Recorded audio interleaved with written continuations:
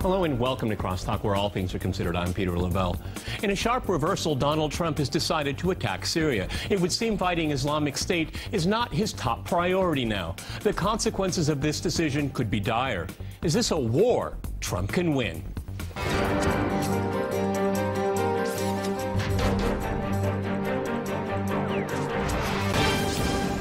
Cross-talking Trump's war, I'm joined by my guest here in Moscow, Mark Sloboda. He's an international affairs and security analyst. We also have Dmitry Babich. He is a political analyst with Sputnik International. And in London, we cross to Marcos Papadopoulos. He is editor of Politics First magazine. All right, gentlemen, crosstalk rules in effect. That means you can jump in anytime you want, and I always appreciate it. Marcos, let me go to you first in London. What accounts for this dramatic reversal? Only a few days ago, we had the Secretary of State, we had the American envoy to the United Nations saying the Syrian people can decide their own fate. Now, Donald Trump, only in office for a few weeks, has a war on his hands. How do you account for this? Because one could say he is sold out to the deep state. He's sold out to the intelligence community to keep his job. Go ahead, Marcus.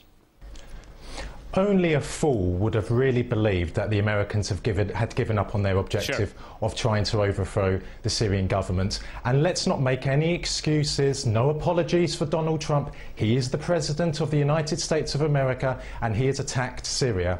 And his attack on Syria is irrefutable evidence that, like his predecessors, he has utter contempt for international law. And like his predecessors, he will have no moral compunction in using military force, illegal military force, to achieve American geostrategic objectives in tandem with supporting Islamist terrorists. And I think it's very clear that the Americans are now helping ISIS, because when this base was attacked in Syria, what happened shortly after? ISIS began attacking it. So no excuses for Trump. No excuses. Let's support the Syrian government. And let's say the truth here. Dima, I think it's fair to say that the Islamic State, ISIS, has an air force. It's the American Air Force right now in Syria.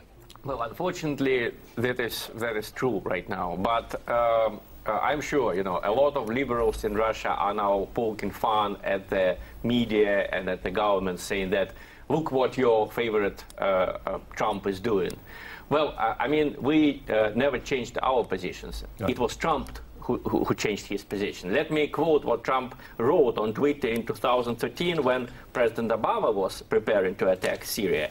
He wrote, again to our very foolish leader, do not attack Syria. If you do, many very bad things will happen. Okay, all of us here have all 13 of those tweets here. Thank you, Mark, for sending it to everyone. We could read this all through the program, but we won't. Mark, what explains for this reversal, Or was it just a deflection to get this all in line? This was 2013 Trump sending a message to his future self, pleading with him not to do this. I think we have to read a lot of domestic politics into what has happened this week. We saw earlier in the week, we saw the Trump administration suddenly, not that it is their right to do so, but saying that Assad could stay and that his fate would be decided in elections and that their focus was going to be solely on ISIS. And this came out of Tillerson, this came out of Trump, this came out of Nikki Haley. Within 48 hours, all around the events in this one Syrian town of Khan Shaykhun, all of this went 180 degrees. Though we have no evidence of who perpetrated this chemical weapons attack. We have no evidence. More than that, no evidence. More than it's just no evidence. What the mainstream media is not telling you is that Khan Shaykhun, since 2014, has been an al-Qaeda stronghold, right? The Pentagon at least admitted that the Syrian government bombed al-Qaeda, but they called it an al-Qaeda hospital. Okay. I guess al-Qaeda's running charities now. And we heard no evidence that did not come from activists on the ground. This is activists who are operating freely in Al-Qaeda occupied territory. So no investigation, just active. Marcus, you know, what I find troubling, and I hope I'm wrong here, is this has also a lot to do with Iran and Russia in Syria right now. This is a showdown here. Everybody's getting their ducks lined up here. I wouldn't be surprised as the fracas continues. This is not a one-off thing that they will. Once you do it, you have set a precedent. You will continue down this path here. We also have another regional player, Israel and Hezbollah. This is going to get very, very messy, and it's going to get extremely violent. And you know what, Marcos? All these wars in this century that the U.S. has fought in the Middle East, there's never been a quote-unquote victory. Donald Trump says we don't win anymore. He's not going to win this one either. Marcus, go ahead. Can I first of all say, Peter, quite frankly, I don't care what Donald Trump said in 2013.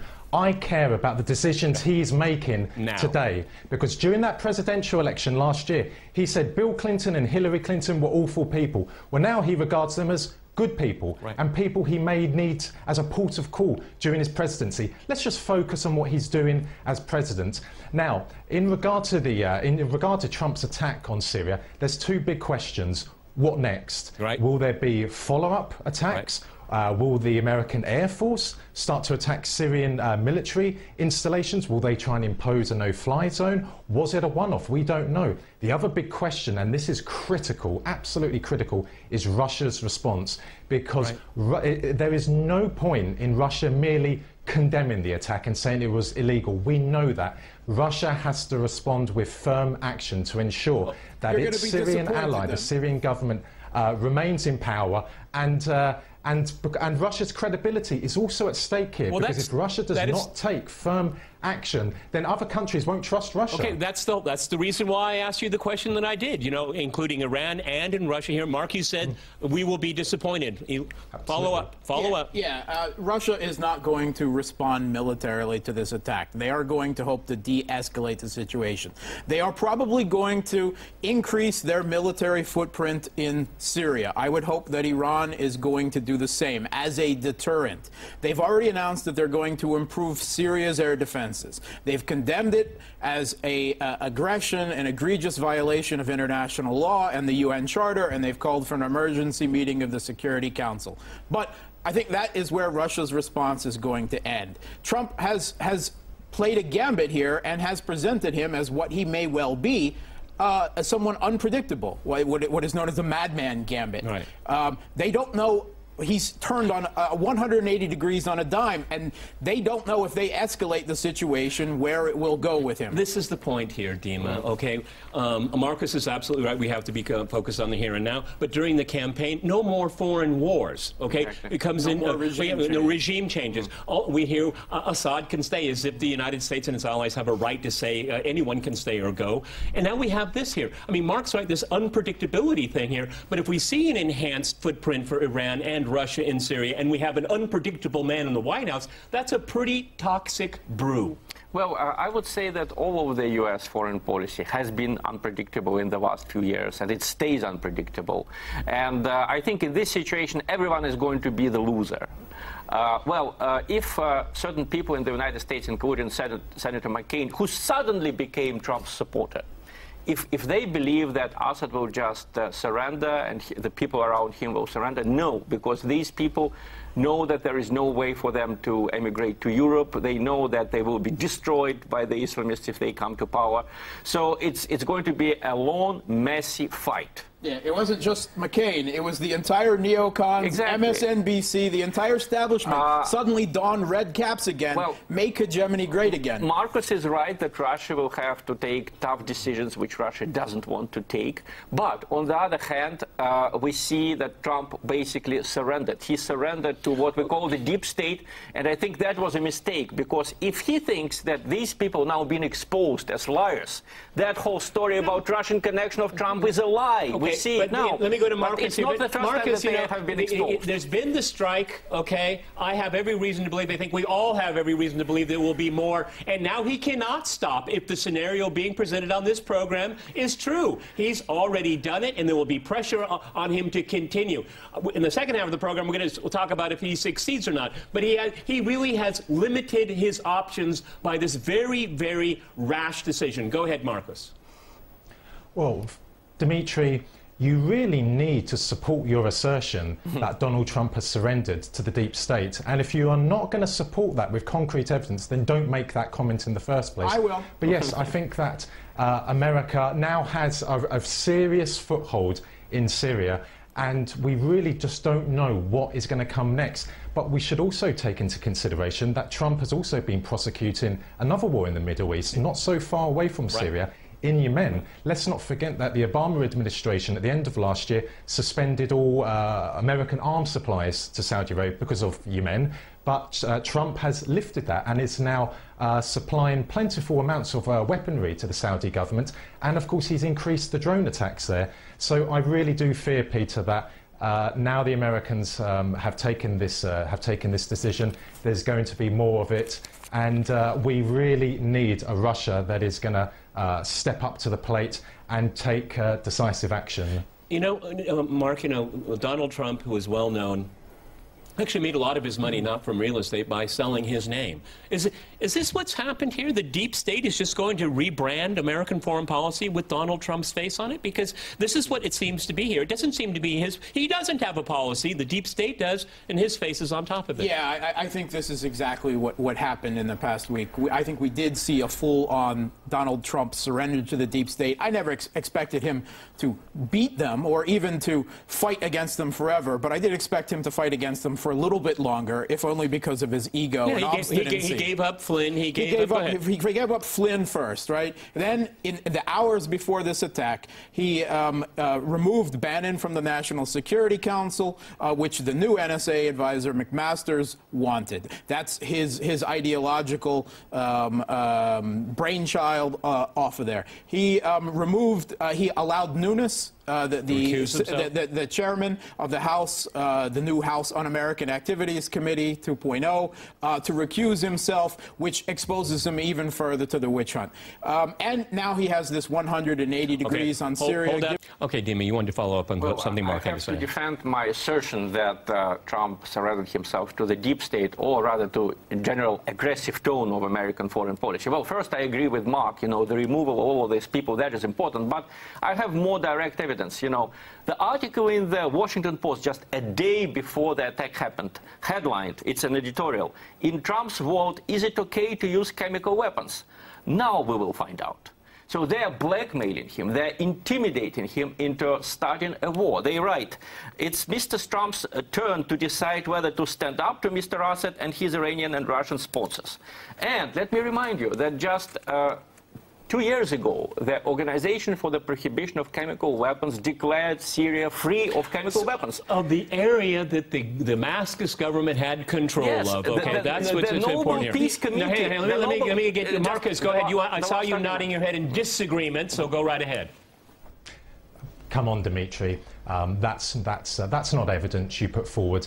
I have made the point since last year that Trump is an opportunist, and an opportunist will say anything to make you support him or to make him to support you. So let's just discard that. And I can counter what you're saying by simply saying that he appointed James Mattis as Defence Secretary. He is vehemently hostile towards Russia. He's appointed Nikki Haley as the American ambassador to the UN, who's vehemently hostile. He's appointed He's appointed Mike Pompeo as the director of the CIA, who's very hostile. So let's just take that into consideration. But the real tragedy of this attack is that the Syrian army, the Syrian military, has been fighting Islamist terrorism for 6 years, and now it has been attacked by America. Donald Trump gave the order to kill Syrian soldiers who are fighting for all of us. Let me ask you this, Marcus. The part two of what's happening here right now. What is the end game?